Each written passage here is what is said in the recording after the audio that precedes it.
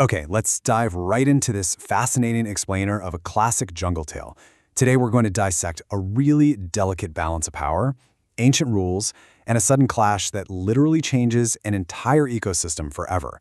We're taking a close look at a story that, on the surface is about animals in the wild, but underneath, it reveals this incredibly complex society bound by strict laws and absolutely terrified by the threat of human intervention.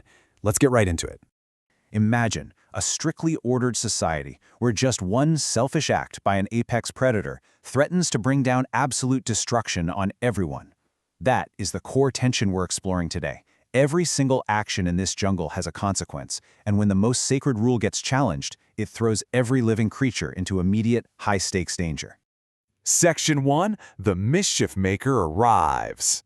So, our story begins in the Seoni Hills on a really warm evening. It's exactly 7 o'clock. Father Wolf wakes up from his day's rest, scratches himself, and is just about to spring downhill for the night's hunt when a shadow crosses the threshold of their cave. Father and Mother Wolf's peaceful evening is abruptly interrupted by this incredibly creepy, sycophantic compliment from Tabaki the Jackal. Now, he says this knowing perfectly well that there's basically nothing more unlucky than complimenting children to their faces. He's saying it specifically because it genuinely pleases him to watch Mother and Father Wolf look uncomfortable. You see, the wolves absolutely despise Tabaki, and for some pretty good reasons. He runs around causing mischief, he gossips, and he scavenges gross rags and leather from the village rubbish heaps. But the real kicker is that they don't just hate him, they fear him. Tabaki is prone to going mad, and when he does, he forgets his fear of everyone and just runs through the forest biting literally everything in his path. Well, tonight, he uses his trademark mischief to drop a terrifying piece of news. Shere Khan, the great tiger who normally lives 20 miles away, is moving his hunting grounds to their hills for the next moon. Father Wolf is immediately furious. By the law of the jungle, Shere Khan has absolutely no right to change his quarters without warning, mostly because he's just going to frighten away all the game. But Mother Wolf points out an even deeper danger. She calls the tiger Lungri, which means the lame one. Shere Khan has been lame in one foot since birth, which forces him to hunt really easy prey, mainly cattle. And you know what killing cattle does? It makes the villagers angry. Mother Wolf knows for a fact that if Shere Khan hunts here, the villagers will scour the jungle for him. They'll set the grass on fire and force the wolf pack to run for their lives. Which brings us to Section 2, The Law of the Jungle. Right as Tabaki scuttles away, this strange, bewitching hum drifts up from the valley below. Now, this isn't the roar of a tiger hunting cattle. It's a very specific sound designed to bewilder woodcutters and gypsies sleeping out in the open. Father Wolf realizes with absolute horror that Shere Khan isn't hunting cattle tonight. He's hunting man. And this breaks the most sacred rule of their society, the law of the jungle. This law, which never orders anything without a good reason, strictly forbids every beast to eat man. The only, and I mean only, exception is when a beast is teaching its children how to kill, and even them, they have to do it completely outside the pack's hunting grounds.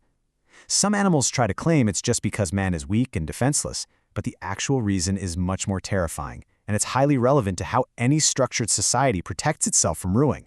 Because think about it, the true cost of man-eating isn't just about one life. It triggers a devastating ecosystem-wide chain reaction. First, a beast kills a human. Second, men inevitably show up on elephants. Third, they bring catastrophic weapons. We're talking guns, rockets, and torches. And finally, everybody in the jungle suffers. The real danger here is the overwhelming human retaliation that will literally burn their world to the ground. By hunting a human, Shere Khan is risking all of their lives.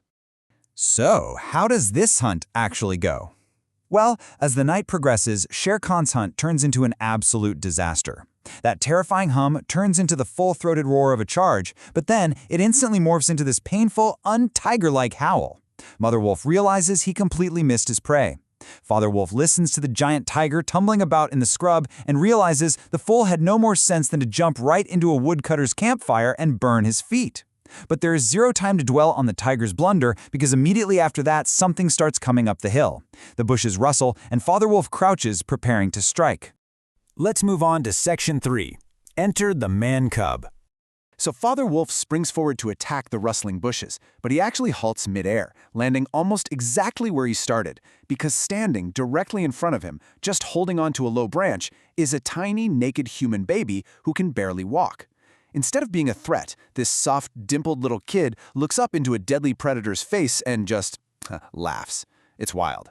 Father Wolf gently picks him up. His jaws are so completely controlled that not a single tooth even scratches the baby's skin, and he lays him down right among his own cubs. Almost instantly, the fearless baby pushes his way between the wolf cubs to get close to the warm hide and settle in for a meal. Section 4. The Demon's Defiance. That quiet, weirdly domestic moment? Yeah, it is instantly shattered when Shere Khan's massive, square head blocks out the moonlight at the cave entrance. The tiger's eyes are just blazing with anger and pain from his burned feet, and he demands that the wolves hand over his quarry. But take a look at the tactical spatial advantage at play here. Shere Khan is huge, for sure, but his shoulders and paws are completely cramped in that narrow cave entrance. He's essentially stuck like a guy trying to throw punches from inside a barrel. He is furious and hurting. On the flip side, Mother Wolf, Raksha, shakes herself clear of her cubs and springs forward. Her eyes look like two green moons in the pitch dark. She has totally unrestricted movement, the absolute advantage of the ground, and most importantly, she is fighting with the protective fury of a mother. Facing down the blazing eyes of a tiger, she completely earns her nickname here, the Demon. She declares to Shere Khan that the man's cub is hers. She says there's no way he will be killed. Actually, she goes further. She prophesies that he will live to run with the pack, he will hunt with the pack, and in the end, he will be the one hunting Shere Khan. Father Wolf just looks on in amazement, remembering the days he actually had to win her in a fair fight.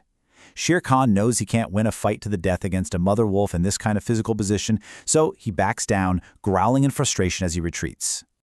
As the tiger slinks away, he shouts one last threat. We will see what the pack will say to this fostering of man cubs.